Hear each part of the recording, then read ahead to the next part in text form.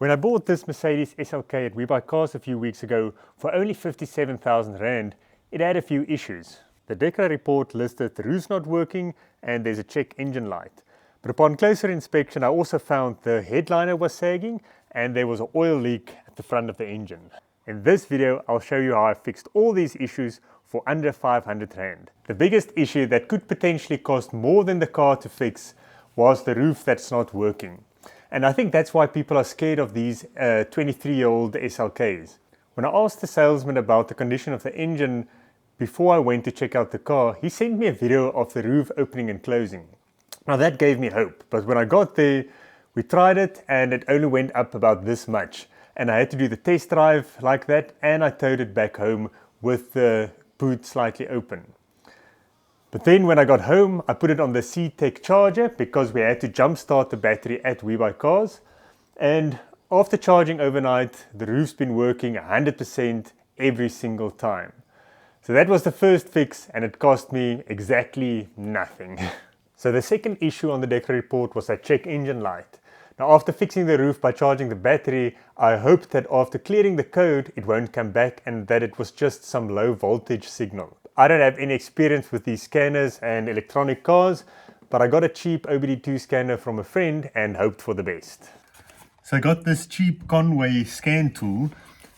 This one is specifically for BMW, but it should read and clear the basic engine codes.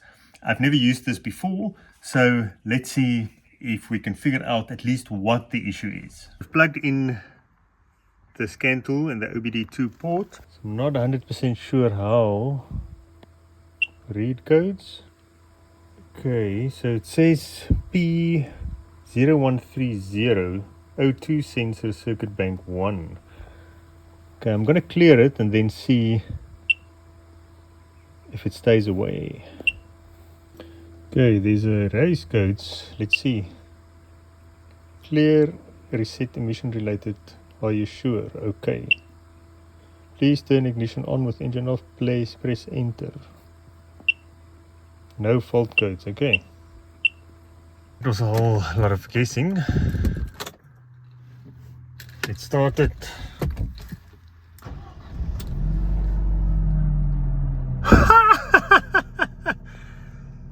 I've just fixed another issue on this SLK for free.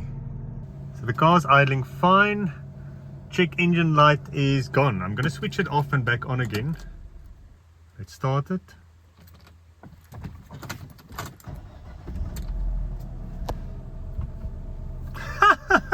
Wow. It looks like I fixed all the issues with the SLK for free.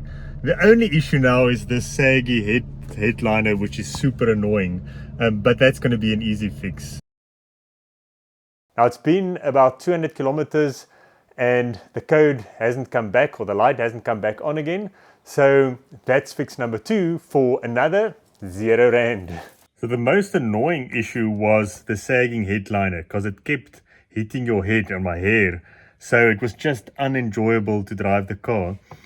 So I attempted to fix it myself. It looks 100 times better. You can see some creasing there. I'm not very happy with it and it was a horrible job.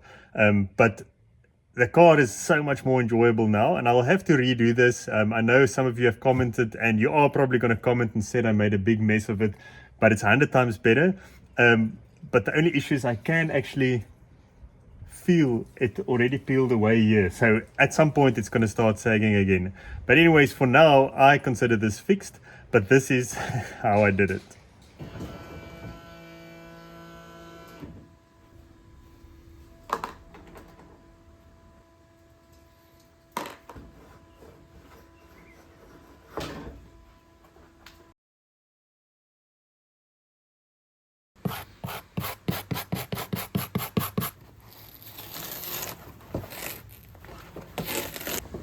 I'll use this as a template on the new black suede material.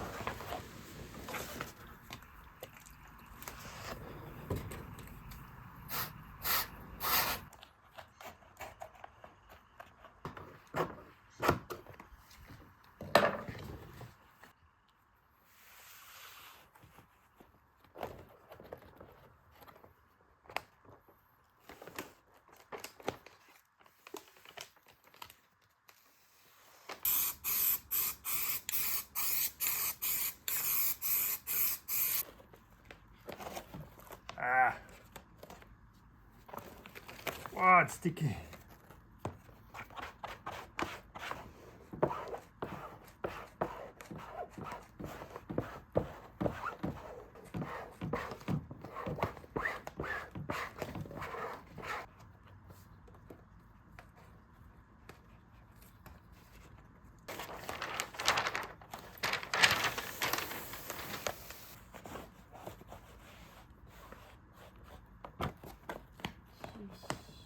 Moeilijk.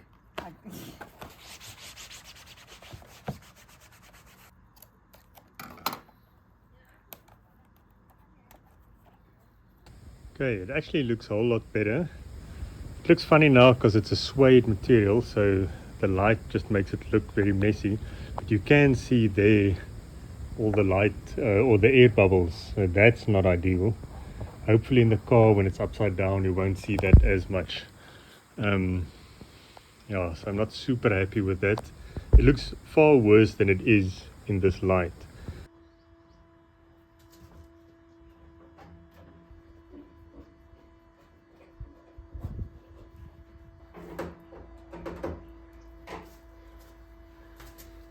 I think this must be the least enjoyable job I've ever done on any car.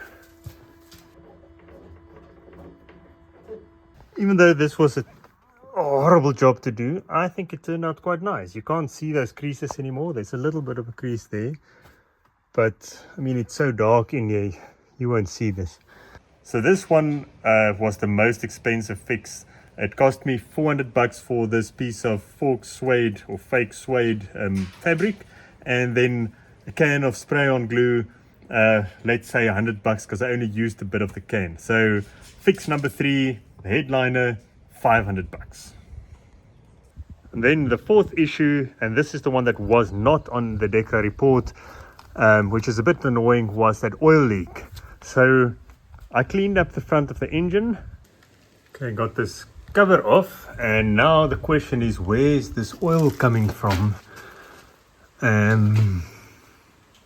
It's difficult to say, but it could be from this cam magnet, because that's a commonplace apparently. It's probably not necessary, but I'm going to cover the belt with plastic so I don't get it full of oil. This is not great. Wow, that casing just came off. It's probably from the heat, so I'll put a new one on there. Now we're gonna spray this and see if we can get to the bottom of this oil leak. So this is just degreaser. Interestingly, this looks like an aftermarket connector or this little extension, and that prevents the oil wicking through the wires to the ECU. So someone has been in here to sort this out. So the oil might be coming from somewhere else. It also looks like there's some gasket material there behind this solenoid or magnet. So maybe they just didn't wash the oil off. That could also be it. Anyways, we're going to clean it and then drive around and see if it still leaks. And it's been about 200 kilometers now, and I do see a slight bit of oil down there. Not sure where it's coming from. Hopefully it's just a valve cover gasket, or it could be that cam magnet solenoid o-ring. But I'll have to remove all the covers to inspect. It's not a major leak, there's no puddles on the floor, but at least I should be able to trace it now, and then we can sort that out. But I'm not too worried about this, but it is something I need to fix. But so far it cost me nothing, so it's added to the cost. So there you have it. We've fixed all the major issues on this SLK that only cost 57,000 at WeBuyCars for only 500 Rand. Yes, the headliner will have to be redone at some point, and I may have to take it to a professional. I can't imagine that will cost too much. It's easy to remove now. And yes, that oil leak is still an issue which I'll sort out. But overall, I think I got a good deal. What else can you buy for under 60 grand that drives this well? That little Suzuki there is probably worth 100 grand, and it's old and slow and unsafe, but awesome. Anyways, thank you for joining, and let me know if you have any questions. See you next time.